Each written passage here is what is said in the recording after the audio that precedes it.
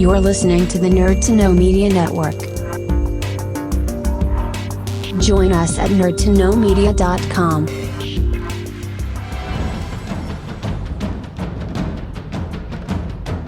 Broadcasting from the Blanchardstown Centre, this is Phoenix FM.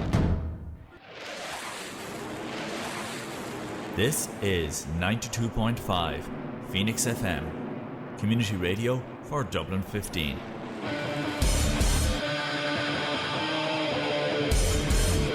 Hey everybody, it's JB Jeremy Borash, and you are listening to Darrow O'Connor on the...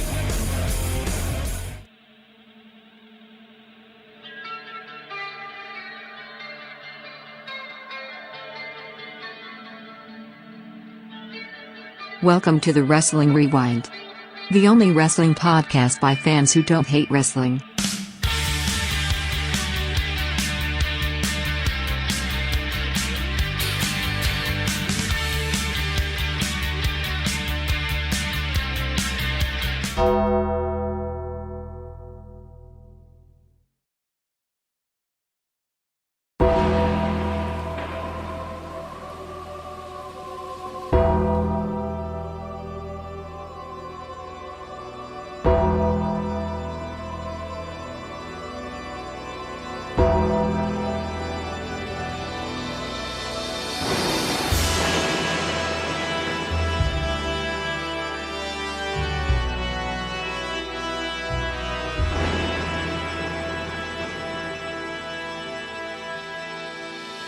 Hello folks, and welcome to the Wrestling Rewind. My name is Darrell O'Connor, and you're listening to the only wrestling podcast by wrestling fans who don't hate wrestling. We're back to talk about the Undertaker's WrestleMania streak. It is, of course, if you're listening to this like the week, 2 weeks before WrestleMania. Actually, I think it's 2 weeks before WrestleMania. We'll do like a special show, WrestleMania focused, next week. I just don't know what that actually is because I'll be away. So we'll put something together, and then we'll have our WrestleMania coverage the week after, because obviously I'll be there, Dave will be there, and we'll have the 3-man booth again. And then after that, we'll probably get onto our timeline. I finally finished the In Your House arc, Martin, if we ever get a chance to do that. one of these decades. One of these decades. But yeah, so that's what's happening now, guys. If there's anything you want to have us cover, the best way to do it is go to our social media, which is actually being used now, thanks to Martin mainly. You can go over to thewrestlingrewind.com. It has the links to our email, to our social media, Twitter, Instagram, Facebook, all that kind of good stuff. And our Patreon is there as well. If there's a podcast you want us to review, if there's a pay-per-view you want us to review, if there's like anything. And the reason why I say podcast is because The Undertaker has a podcast now. And that deeply disturbs me, Martin, that The Undertaker is talking about random nonsense. An e-girl. He's an e-girl now. It's so bizarre. And WWE girl. And I don't want to watch it. So if someone's like, hey, can you review an episode of it? Then I have an excuse. But I'm not going to be like, I'm not going to like kayfabe destroy The Undertaker for me for no reason. I can't believe that he's just an e-girl now. It's devastating. I remember it's so devastating.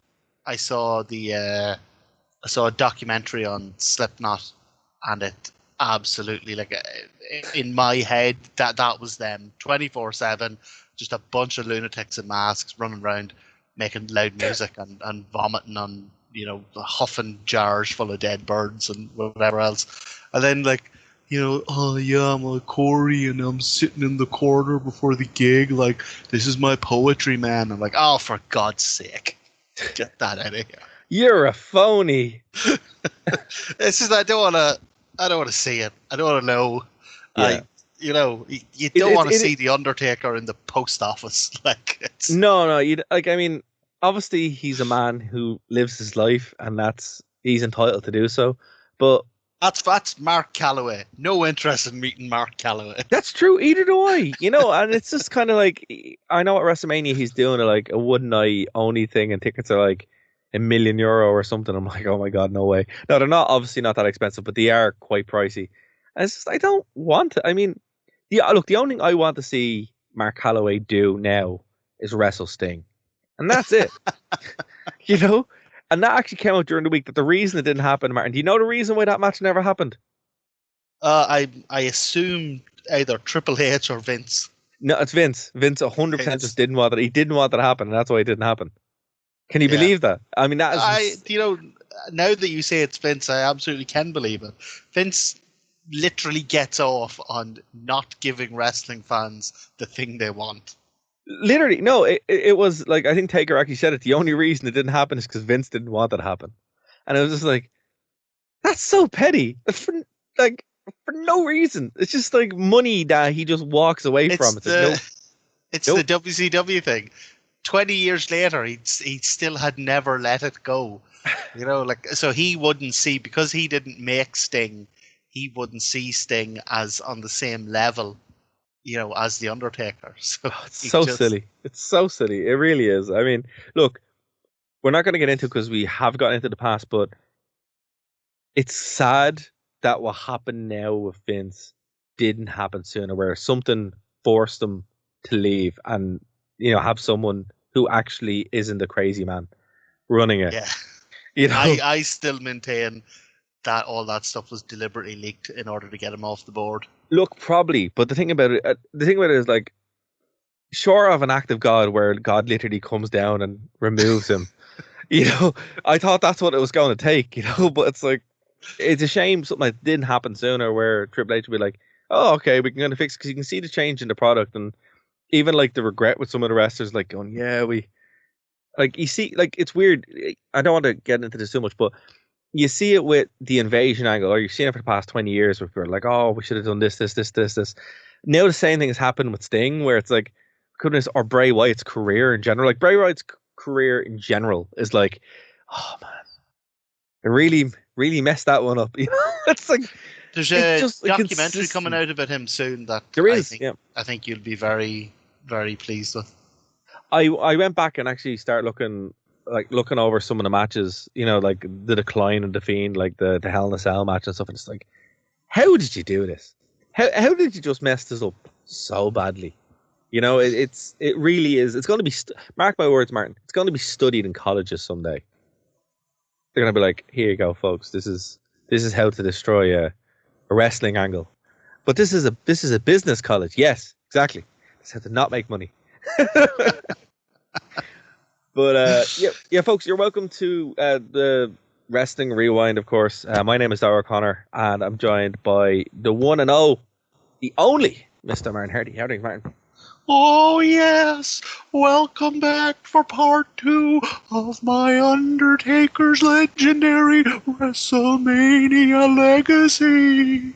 When am I ever going to get to do it again? Well, I mean, he just show up sometimes in your house. Oh, God, yeah. Yeah. Like, something to look forward to. Exactly, and we could watch a random episode of the Attitude Era where he just shows up and does weird stuff.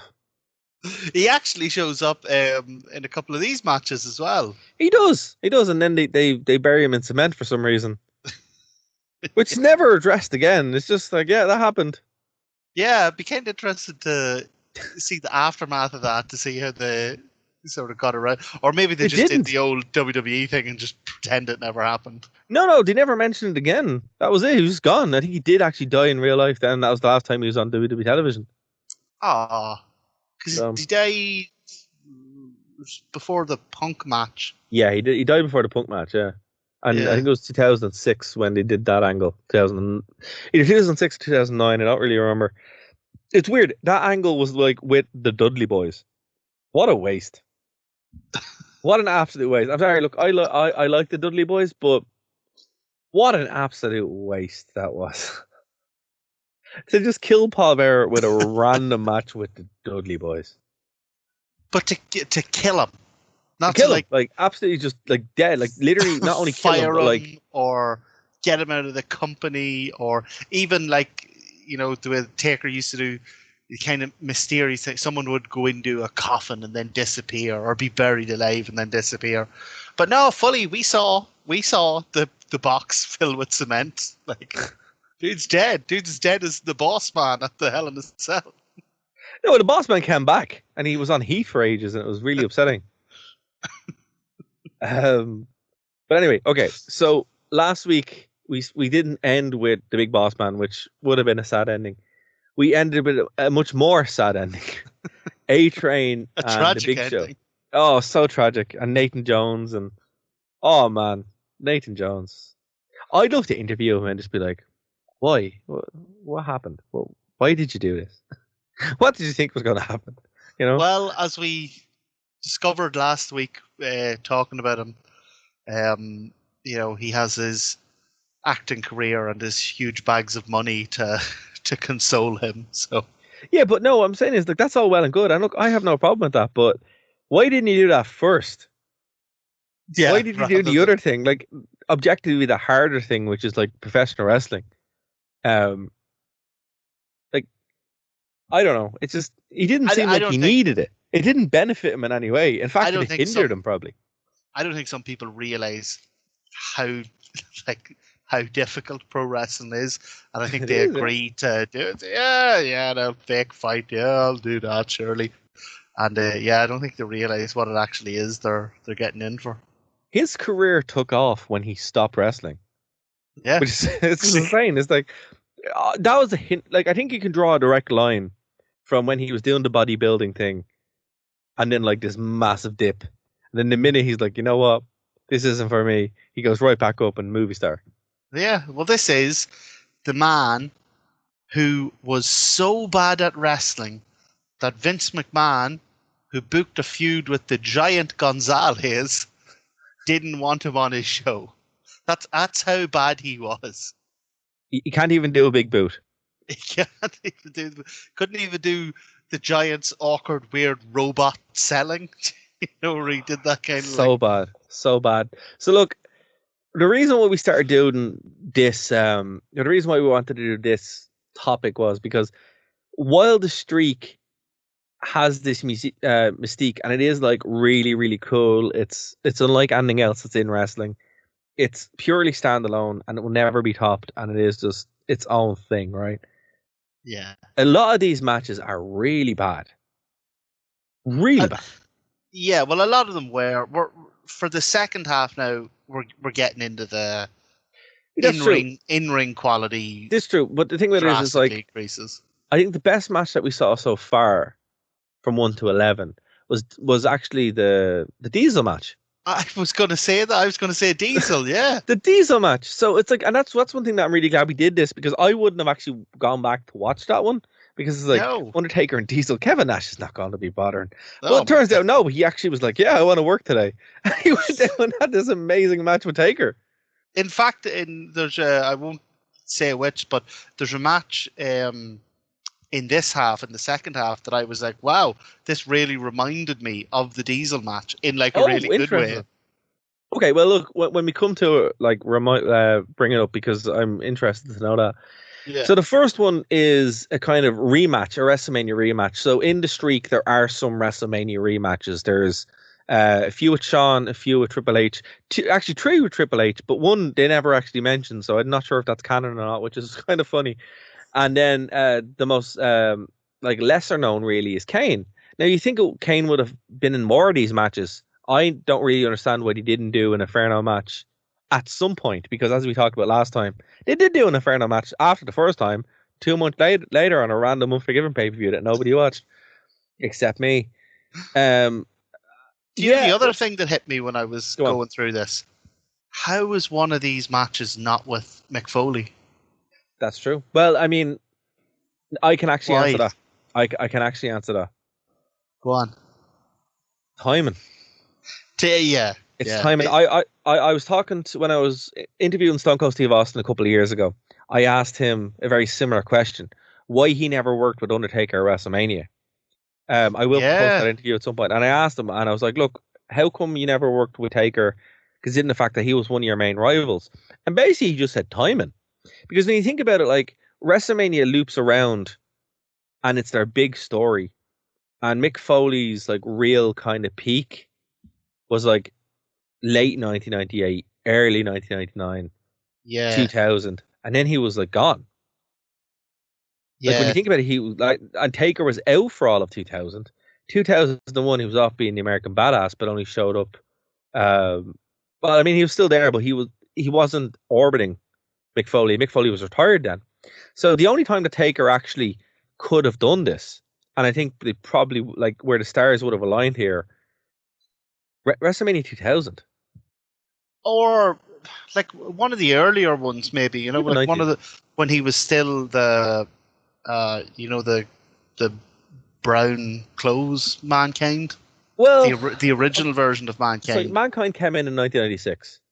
Yeah, would Right. have had So- been almost straight away. Yeah, and the only gap I can actually see is, Psycho said, yeah, that would have been an objectively better match. But then they would have had to put the belt on either Undertaker or Mick Foley, and they wouldn't have done that at that point. So the only gap here I can see where that would have happened is WrestleMania in Philadelphia with the Big Boss Man. Now remember, Mick Foley could have been in there, but he was too busy off being a referee for some reason. So that's why he wasn't there. And WrestleMania 2000, where it actually could have happened, Mick Foley was retired and came back to have the worst match of his career. So this is just a victim of timing, really. And it's the same with why we didn't get an Austin Undertaker match. Because I mean, like, that's one thing that I would have expected to see. Honestly. Yeah. Because when you're looking at, like, I think the second half of the streak turns into a booked Streak, a booked streak, but also, like, they actually tell a story with, like, his actual rivals, which is why the match, well, for the most part, I mean, Mark Henry's pretty weird, but, like, we'll get to that. You know, it's there's reasons for the matches happening. Up until this point, they're just like, Taker, so we have Undertaker, we have this match with Snooker. Do you want to come out and get Undertaker on the card. Yeah, quick, give him 7 minutes, go out there and fall around a bit. And that's kind of that. I think that's the reason why it's so not lackluster at the beginning, but very, like, random. You know, it's just like, yeah, look, okay, King Kong Bundy, yeah, great, go out there. Compared to once they kind of get over the 8 train thing, I think that's the real Rubicon, where they're like, okay, we need to actually work on this. It's appropriate we're starting off this week with Kane, because for me, last week, the match with Kane was when it really started to feel like The Undertaker at WrestleMania. Yeah, because it had with the entrance and all that kind of stuff, yeah. Pomp, the ceremony, the theatrics. It had the big storyline with the mystery brother. It had, you know. I have a question for you, actually. On WrestleMania in general, with Undertaker, would you be a fan of Undertaker coming out every year and just being the Undertaker? What, like, literally just do the entrance? And yeah, like, because I mean, that's what everybody wants anyway. I wouldn't do it every year, because then it just becomes an expected part of the show. But if there's a reason, if every couple of years there's a reason, you know, there's someone. What reason like, would there be for Undertaker to randomly showing up? Someone's going into the Hall of Fame. Okay. Or they're doing some tournament or some belt or whatever, and he's presenting it. Or if they could come up with a reason, but just have him coming out to do the entrance, I think you'd very quickly normally, or even, like, not even present it. And let's say it's the 30th anniversary of his first appearance, or it's the, you know, whatever many years since he retired. You know, you could come up with reasons to bring him in to do the big entrance every few years. Oh, I think that's fair. I still think having Undertaker as part of a WrestleMania makes sense. Just not wrestling. Like, the man is. One thing that I noticed from watching these matches as well, right? Even though some of them are actually legitimately probably best matches he's ever had, like, 3 of these are legitimately his greatest matches, hands down, right? Absolutely hands down. There's not even close. I mean, the one with Shawn Michaels in WrestleMania 25 is probably the greatest WWE match of all time, right? Absolutely. I think most people will agree on that. That's not a controversial take. However, even if the matches were garbage, by the time the streak ends, not actually ends with Brock Lesnar, but was on the path to ending. Let's say CM Punk. Let's say CM Punk ended it, right? it didn't matter because Undertaker was so far beyond matches that it didn't really matter. Brock Lesnar, I think, did a bit more damage to it because he made it, for want of a better word, real. While his feud with Punk was, that entrance with all the hands and stuff. That's class. That's my number one Undertaker entrance. Oh, absolutely. But I mean, it didn't matter if he won or not. It didn't matter if he wrestled. It wouldn't matter if he went to the shop after it. It was like. I think back then, I think people were still attached to the streak. And that's fair. Why there was such a huge reaction when Lesnar ended it. Yeah, you're probably right. I think they're leaving some money on the table by not having Undertaker come out and just be part of the show because I'm sure he will. Well, in WCW, for a while, Sting didn't wrestle. And this isn't an angle where I have Undertaker. I'm booking Undertaker versus Sting. I mean, it just so happens to work perfectly, but I didn't mean for it to happen on purpose. Sting would just hang out in the rafters. Yeah, but there was an end to it eventually. Even though he was injured for that time, there was an end to it eventually. Not really, man. He would just be there. It's kind of to an extent, yeah, but you can do it. It's it's WrestleMania. Well, we have. I think you could 100% do it. You just need to come up with a reason. That's it. And if it's King of the Mountain match. Yeah. I know. You have to claim the Undertaker and put the belt back on the hook. No, the Undertaker hands you the belt, and then you have to hang it back up yourself. Yeah. Look, as I said, the fact that the Undertaker did the entrance for a football match randomly in Saudi Arabia, it's obviously he doesn't care that much. He'll still do it, and I think it'll still get a pop. If you did it even every 5 years or 2 years, you get a pop. 100% get a pop, because even if you're watching it at home and you're I've seen this thing every year now for 5 years, I have no doubt that when you're in the building or in the stadium and the lights go down and that organ music hits and the smoke comes up and the druids come out, I have no doubt it's just incredible. Well, here's how you do it, right? One, you get them off a streaming platform, because that's a kayfabe killer. That's just removing all the mystique, isn't it? Yeah, it's a kayfabe. You can see him walking down. Undertaker does his next entrance, walking down to the ring with a selfie stick. Yeah, it's just okay. You're okay. Listen, Mark. You need to stop that. You're going back to being Undertaker now. So that's the first thing I would do, right? So this is what it's like when my music hits. As you can see, I'm walking down here. There's the crowd. There's the druids. Actually, this druid's my brother-in-law. So that needs to go. But what I'd say is it's the way you do it, and I won't spend too much time on this, but it is just something that I was considering and just kind of that's pretty cool. The way you do it is, it's Jim Ross used to call him the conscience of the WWE, right? If you just have him as a presence where he just is there, remember when they did the Money in the Bank in WWE headquarters, and Undertaker had a room in there. Oh yeah. That's goofy and silly, but it's also they've already established that the Undertaker character does actually just hang out in WWE headquarters. So you can just have him at WrestleMania. That's where he is. I can see him, as some sort of, maybe not authority figure, but no, a conscience, and conscience or an enforcer or something No, not an enforcer, because it can't be he can't be physical, because the whole point is, even if he's an lad, he can do a spoopy magic for the next 20 years, where he just goes bleh, and flames or something happens, because you have the future proof. This is called the Bray Wyatt approach, right? Where you're it's brilliant until it gets to the ring, then it collapses completely. So that's what I would do. I would just have him as he shows up maybe every 2 years or whatever, and if there's a big angle or whatever, he kind of just say there's in interference, something, he shows up, the lights go off, does the entrance, and then fires lightning.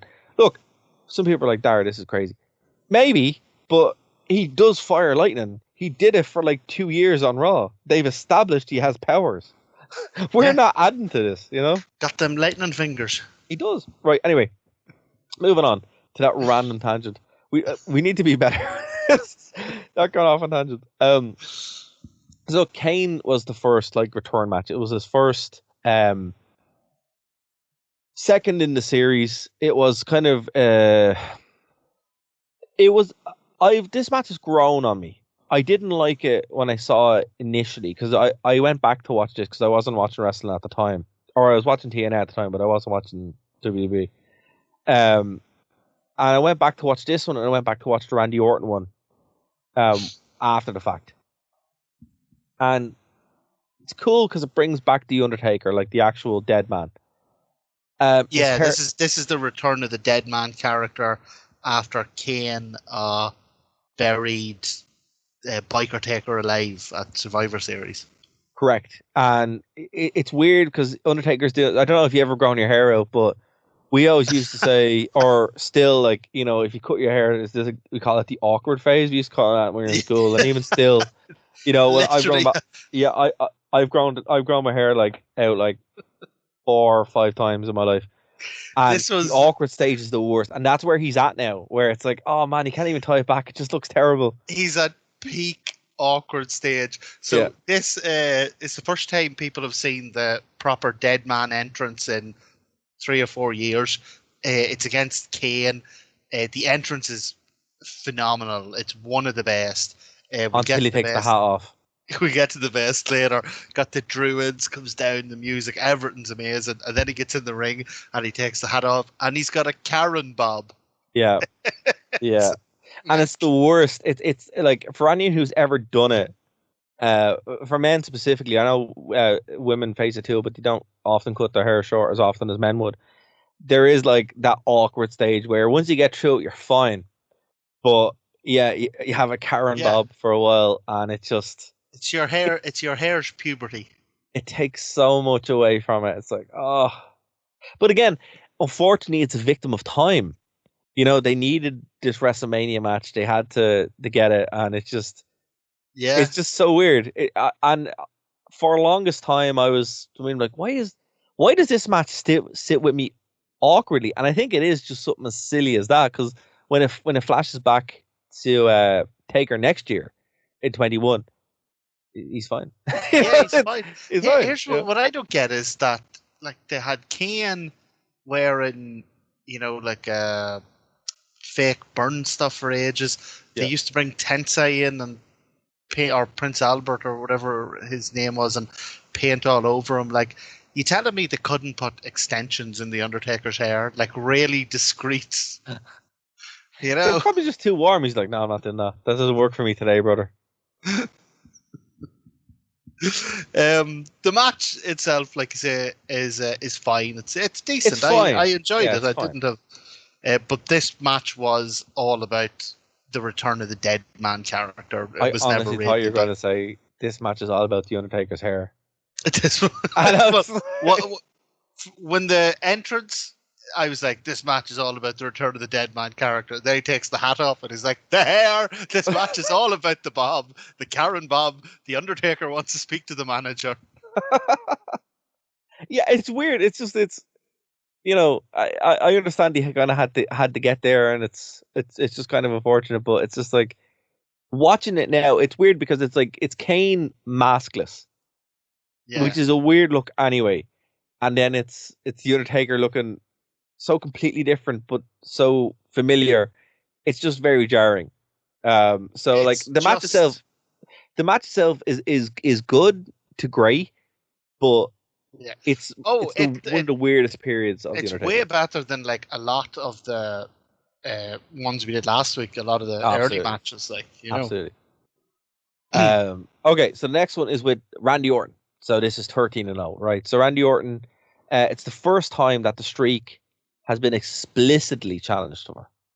So obviously Randy Orton was doing his legend killer at this point. He had taken out everybody from Ric Flair to Mick Foley to some of the Horsemen, blah, blah, blah. I think he even took out Dusty Rhodes at one point. That sounds like something that happened. No, I think I remember, yeah. Did he? Yeah, that makes sense. So yeah, Randy Orton had taken out all these, and he's like, Yes, "God, because there was a thing with Dusty and Cowboy Bob Orton as well. that's true." And Kev, Yes. who's in this match as well. And basically, Orton's like, "Look, I want a challenge for the streak," and it's the first time that that challenge was laid down, even though it was acknowledged by the whole press around Ric Flair. I think Rick even brought it up. This kind of changed the dynamic. So, the week before, the WrestleMania before, Kane was like, "I just want to beat you because that's what we do." Randy Orton's like, "No, I actually want to beat you because it means something." And this changes the dynamic from WrestleMania 23 on. But the question I have for you, Martin, is right. The weirdest streak match post it being acknowledged happens in WrestleMania 22 with Mark Henry. Why do you think they went with Mark Henry, and why do you think it was a casket match? I assume it was a casket match because they thought Undertaker versus Mark Henry, that's not setting the world on fire. This needs a gimmick to sell it. So what you're advertising then isn't even Undertaker versus Mark Henry, it's Undertaker in a casket match. You're kind of selling that more than who he's actually across the ring from. Why it was Mark Henry, I mean, I don't know. Mark Henry was on a kind of a bit of an upswing at that stage. He'd gotten himself into really good shape again. And look, like maybe it's like we were talking earlier about Austin. Maybe it's like we're talking about Mankind. Maybe it's just timing. Maybe everyone else was either doing something or was injured or it's extremely underwhelming. Like no disrespect to Mark Henry, but it's actually I enjoyed the match. Look, it's a fairly the match was good, simple, straightforward match, and for the latter half, for this side of the streak, it's one of the shorter ones, and it's very short. Do you know what I think it was? I think maybe it kind of reminded me of the very early Undertaker WrestleMania matches, where every year he was just he would do like a short power squash against like whoever the monster was at the time. King Kong Bundy, Jake the Snake, like Henry as a huge, powerful guy kind of fits into that. So I wouldn't rate it in the top 5 or whatever, but I quite enjoyed the Mark Henry match. And a casket match, it's like one of the odd factors about the streak is it's very often just a singles match. I think it's one of like a handful of actual like gimmick matches. Yeah, I think the other thing I liked about it was that it reminded me a lot. This wasn't a WrestleMania match, but it reminded me a lot of the Undertaker's casket match with Kamala, and I wish they had gone back to this, but that was back when the Undertaker was doing the gimmick where he would make the coffins for his opponents, and they would do videos of him planing the wood and setting it up, and he was like, the coffin for Kamala, double deep, double wide, and it just because they had to have such a huge coffin for Mark Henry kind of reminded me of the Kamala one. So I think the reason I liked it was because so many aspects of it reminded me of the early Undertaker. So you had to get a streaming setup. That's why you couldn't. You had to learn them computer knowledge for the future. So he couldn't make the coffins anymore. It's like, I don't need to make these coffins. I can just order them on Amazon. So the next match is one of. So not only is the casket match the only casket match that we had during the streak, and a handful of like gimmick matches, but the next two are the only 2 times that the world heavyweight title were actually on the line. I know we had a WWF championship match, but that's only 3 out of the 21 matches where he actually won were actually for the belt. which is crazy, really, when you think about it. I mean, the streak had so much value in 2007 that it was worthy of and 2008, where it was worthy of a WrestleMania main event slot. Where Taker actually won. Taker was the world champion coming out of WrestleMania 2 years in a row. I think what they were trying to do at this stage is they were like, okay, we have the streak. It's really hot right now. Everybody loves it. But in order for these matches not to be predictable, we need to up the ante. Line. Yeah, well, we need to put the idea in people's minds that he could lose.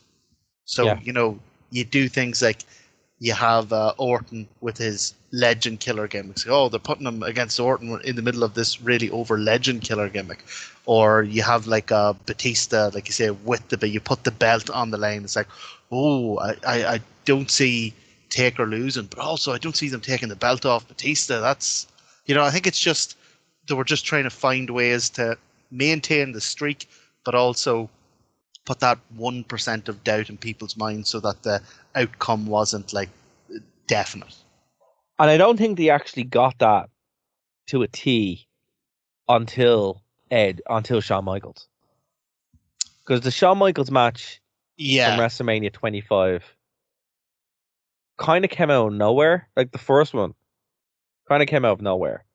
And it was, I remember watching it for the first time.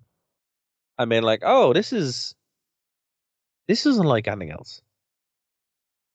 And that kind of ties in because, like you were saying, the first one was Michaels going, I know I can beat you. And the second one was Michaels putting his career on the line. Yes. So again, just giving people a little something extra to think, maybe this is the year that the streak's in jeopardy. But the first time was like, it was more kind of like, Shawn Michaels just wants to beat The Undertaker because he hasn't done it.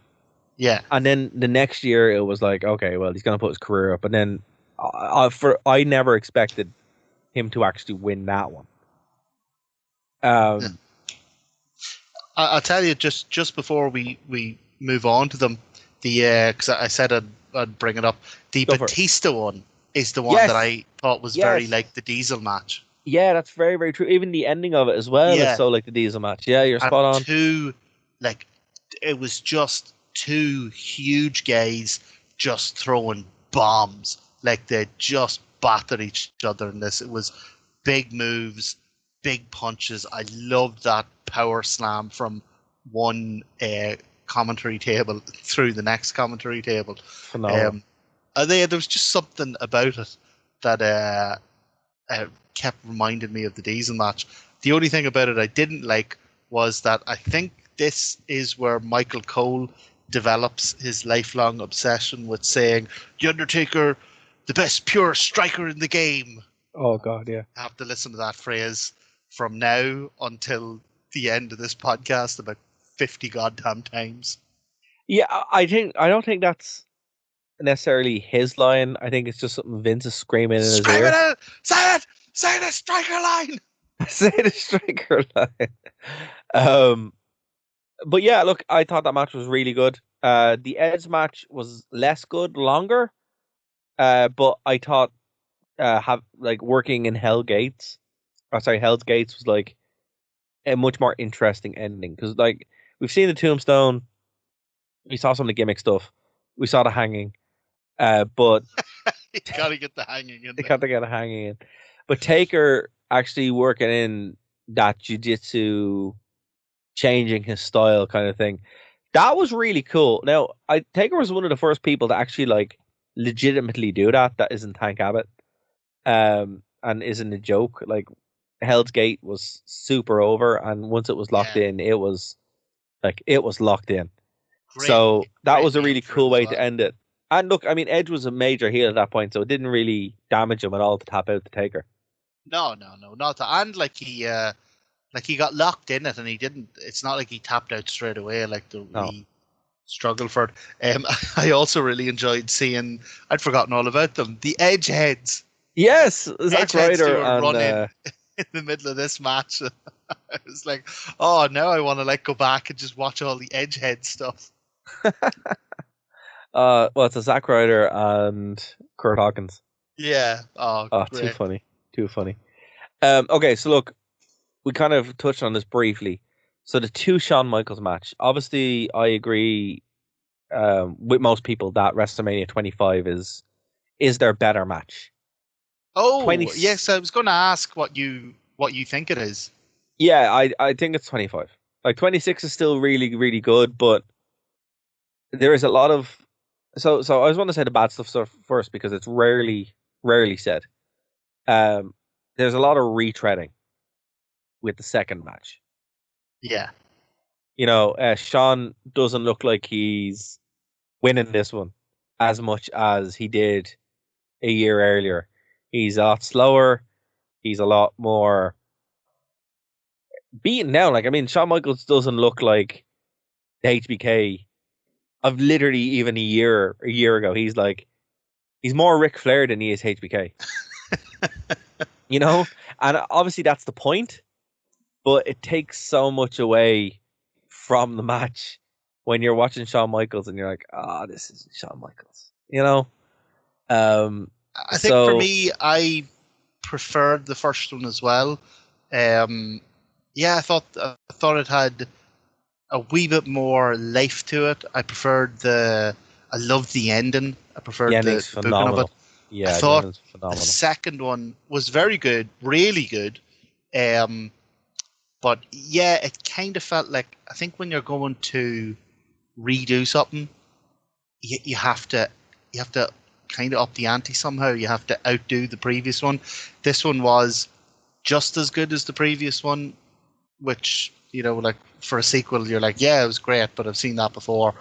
And the reason I think I prefer the other one is that the ending to this one is Michael's going full ham, you know, on his acting, like on the, you know, when he's like crawling up the Undertaker's legs and he's like being all wobbly and he won't quit and all. I think he just hammed that up a little too much for me to buy it. But again, it's, you know, when you're talking about these matches, in order to distinguish one from the other, you're quibbling really. Like, they're both excellent. Yeah, it's just you know, up in the ante. Unfortunately, the streaker, they're kind of like, oh yeah, we can just retire people. It's like, oh, that's not upping the ante like you think it is. That's just facilitating something you wanted to do anyway. I think the way they did it with Triple H, where they ignored the first match, which is still bizarre, genuinely. I mean, I just don't know why they did that. But so the X7 match, they don't mention it at all. Weird, because it's not like it's like it was decent. It's not like it was a good match. They like just don't some terrible thing that you know, when something's awful, WWF kind of just overlooks it, pretend it didn't happen. No, it was a decent match. It's just funny that, like, I remember watching it the first time and they never mentioned it. I was like, that's weird. And going back and watching it again, they really go out of their way to be like, this is the first time this ever happened. It's like, no, it's not. No, it's not. And then you're just like, okay, I guess it is. But it is 10 WrestleManias from their last meeting. Like, to the T. Yeah. So, I mean, maybe in the run up to the first Michaels match, do you remember, did like Weekly TV, did it like reference their previous matches? Because the last time they were on a pay-per-view match together, it was the real old style Undertaker. I think it was Royal Rumble or something. It was where Michaels got injured falling on the coffin. On the casket, yeah, it was Royal Rumble, yeah. Yeah. Well, look, I think it's they wanted like the fresh canvas, and the story they were telling. I mean, Shawn Michaels and Undertaker were telling, it's like, Shawn could never beat the Undertaker. Well, Triple H, the story he was telling with Undertaker was, I'll do anything to beat the Undertaker. And they're very different stories, but it does kind of irk me a little bit, because obviously we have the no holds barred match, which ends with a submission, which is, you know, again, like the Edge match, very good. And then they up the ante by having a Hell in a Cell match with Shawn Michaels as the referee.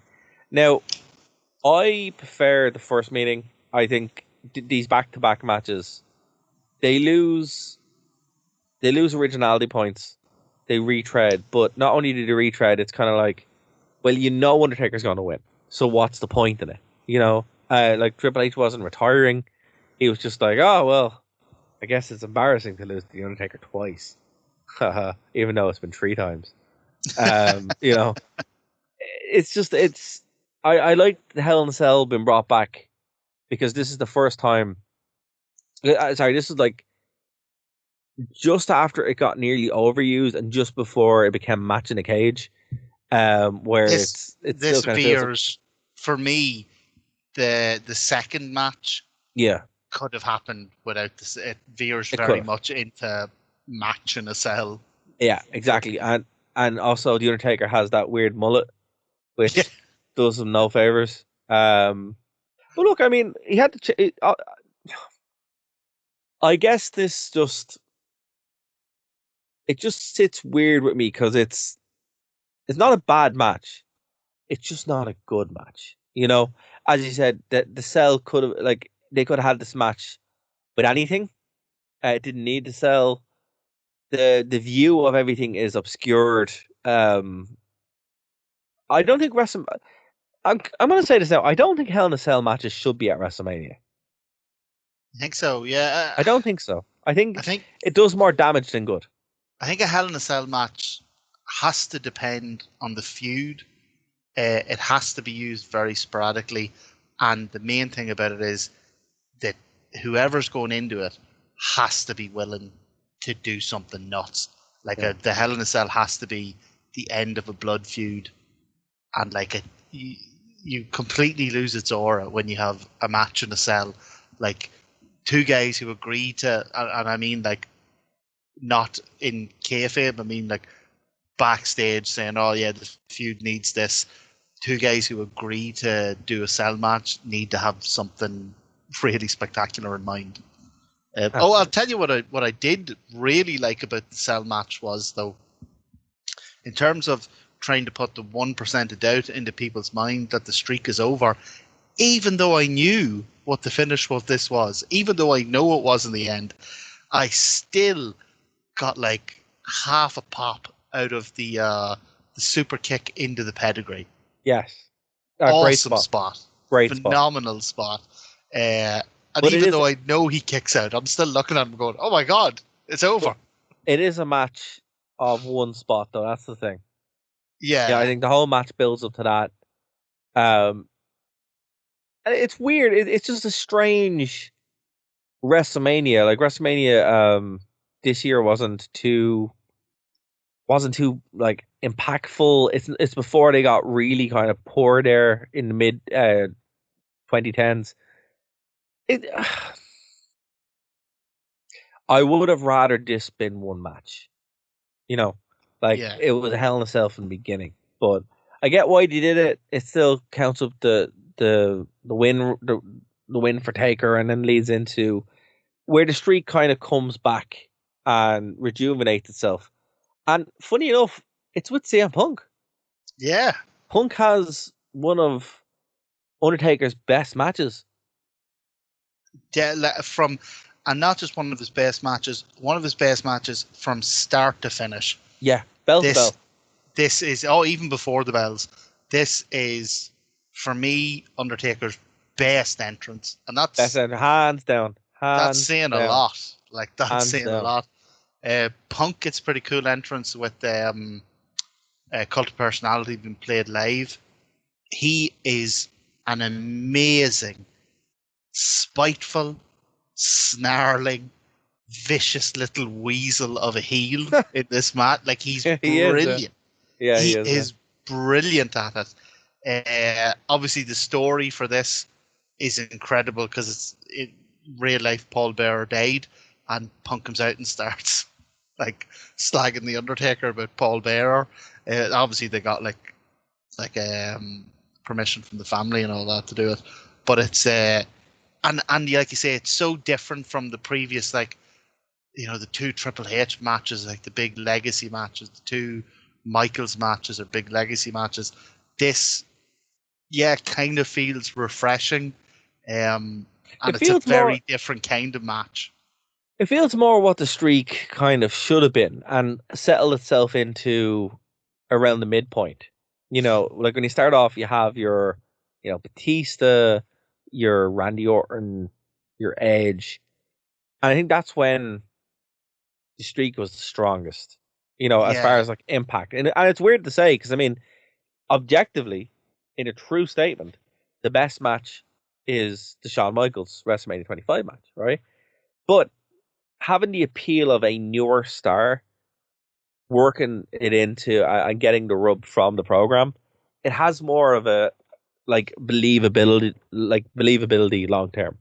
Because Shawn Michaels had a won and beat the streak, you're like, why? He's done everything. I mean, there was no reason for him to beat the end of the streak. Yeah, but you could see like them going, oh, imagine the heat Punk would get if he cheats his way. Or Edge, or Batista, or Randy. The other thing about it is, whenever I think of the streak, you think 21-0, even though it's not, you kind of picture 21 different opponents in your head, but really it's only like, what would it be, 14? Because there are a lot of repeats. Shawn Michaels, 2 Kanes. Are there any other repeats? Let me see. Not sure. But yeah, so again, this that's it. That's them, yeah. This felt quite fresh. And I guess like we have in the 6 minutes we have left, the streak does end. It does. And it ends not with a bang, but with a whimper, with a concussion. What a pity. And it really is a pity. I'll be honest with you, I don't know why they did this. Brock Lesnar was not the guy to do it because, I mean, Brock didn't care. He just didn't. And Undertaker was broken down at this point. He didn't need it. He didn't need it either, no. Look, there is the thing that Undertaker wanted him to have it for some reason, for respect or whatever, but who would have benefited from having the streak lost to him?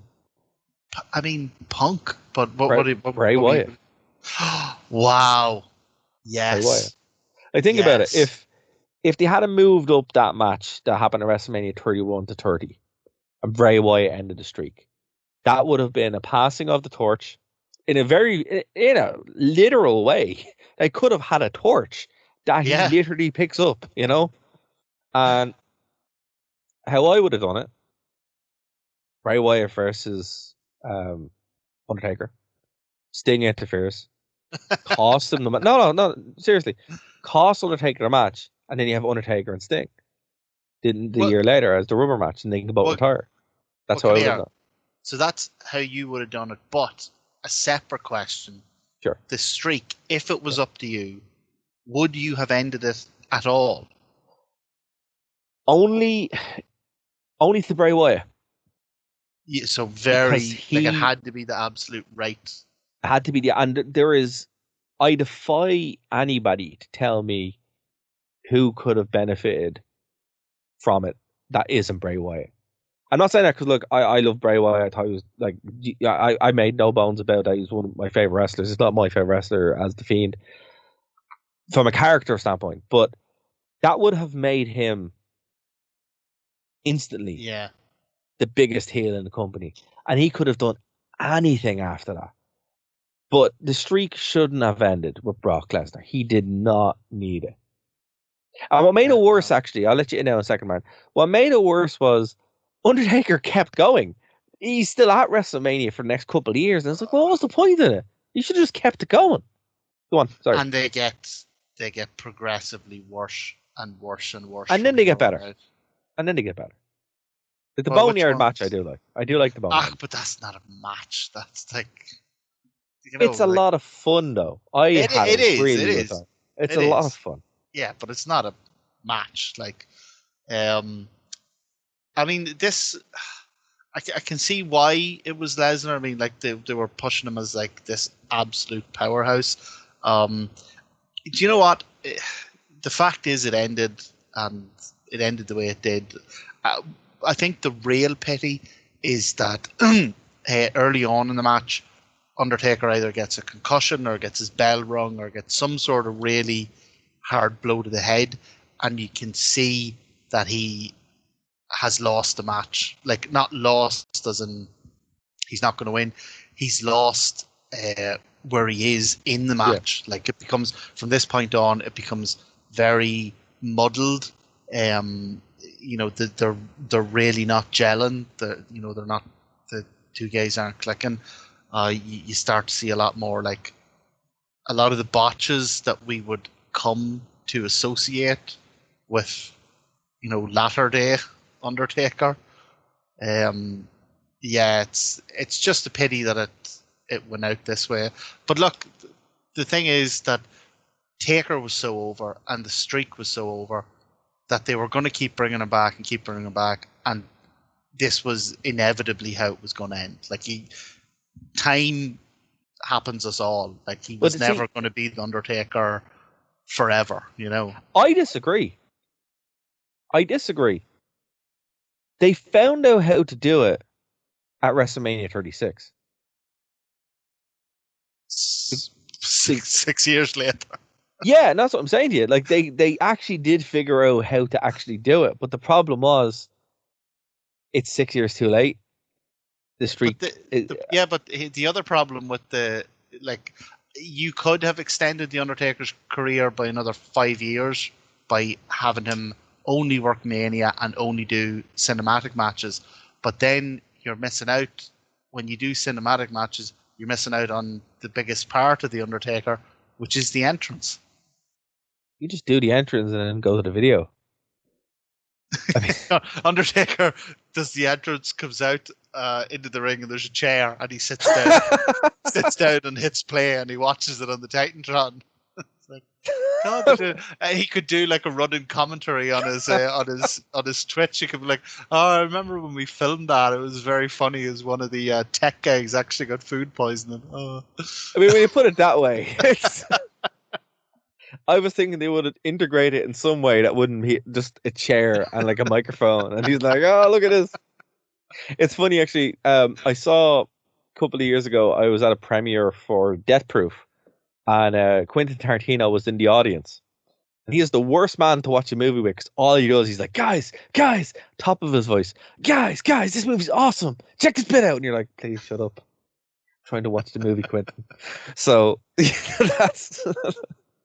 that's what's in my head right now. But Martin, we are going to have to leave it there. We have hit time. Is there anything you want to plug before we get out of here? No, just like I said, Dara's away next week. Dara, officially the third best taekwondoist on the planet, I'll have you know. Thank you. As of today, Madman flew out, battered a load of lads, took a medal, flew back, did the podcast. Lunatic. That's true. I literally got in like half an hour before we recorded. Absolute lunatic. But no, so we're not in next week because of WrestleMania and everything. So just everybody, enjoy the week, enjoy the WrestleMania week. There's loads on around it. There's a brilliant Ring of Honor pay-per-view I can't wait to see on the Friday. But everybody enjoy the WrestleMania week. It's a big festival thing. So yeah. And we will be doing something. The best thing to do is keep an eye on the social media, because that is where we'll be announcing it.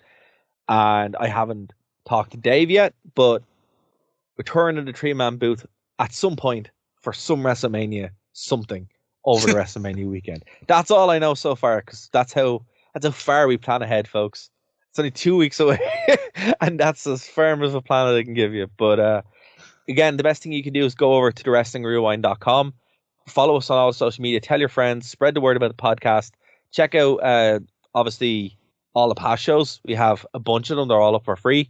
And thank you for checking us out here on Phoenix 92.5 FM, the True Penny channel. And we'll be back next week. Well, sorry. We'll be back next week, because there will be something on Phoenix FM and there'll be something on the True Penny channel. But we'll be back live with new content for WrestleMania. So we'll talk to you then, guys. Bye. Oh, yeah.